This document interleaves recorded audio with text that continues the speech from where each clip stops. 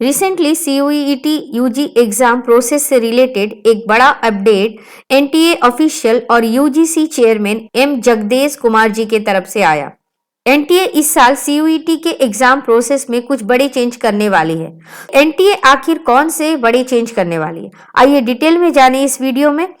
नमस्कार सभी को, मैं शोभा मैम आप सभी का आदि कैरियर पॉइंट में स्वागत करती हूँ। आइए जाने NTA CUET UG के एग्जाम में कौन कौन से चेंजेस करने वाली है। Number 1, the changes will be made in mode of exam. Number 2, eliminating marks normalization process.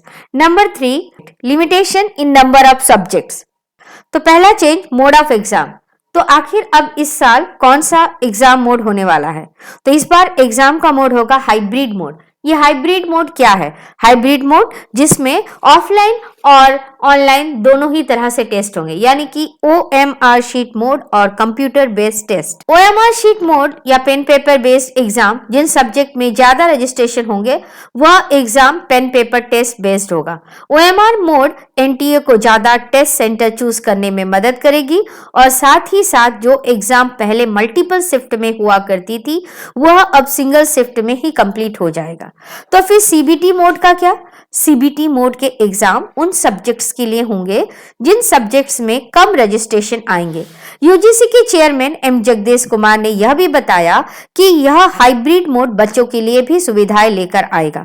बच्चों को उनके टाउन और सिटी में ही एग्जाम के सेंटर मिल जाएंगे, उन्हें ज्यादा दूर ट्रैवल करने की जरूरत नहीं पड़ेगी। यह मोड रूरल या ग्रामीण और रिमोट एरियाज के बच्चों के लिए भी बहुत ही अच्छा रहेगा। Second change, eliminating the normalization of score. तो स्टूडेंट पहले मल्टीपल शिफ्ट में एग्जाम हुआ करते थे जिसकी वजह से NTA को मार्क्स नॉर्मलाइजेशन करना पड़ता था, लेकिन अब की बार ऑफलाइन मोड में अगर एग्जाम होगा, पेन पेपर मोड में एग्जाम होगा तो NTA को मार्क्स नॉर्मलाइजेशन करने की जरूरत नहीं पड़ेगी। थर्ड चेंज जो CUET के तहत होने वाली है that is limiting the number of subject. तो पिछले 2 सेशन के एग्जाम में बच्चों के पास 10 सब्जेक्ट को चूज करने के ऑप्शंस थे, लेकिन इस बार NTA ने बच्चों के लिए सब्जेक्ट की लिमिटेशंस जो है वो कम कर दी है, यानी इस बार बच्चों को केवल 6 सब्जेक्ट ही लेने होंगे। तो अब सब्जेक्ट का चूज कैसे होगा? जैसे कि फॉर एग्जाम्पल अगर किसी बच्चे ने 4 डोमेन सब्जेक्ट लिया है तो उसके बाद उसे केवल एक ही लैंग्वेज सब्जेक्ट और उसके साथ साथ GK चूज करना पड़ेगा, तो इसे मिलाकर उसके 6 सब्जेक्ट्स हो गए। इसके अलावा बच्चा चाहे तो 2 लैंग्वेज और 3 डोमेन प्लस GK वाला ऑप्शन भी चूज कर सकता है।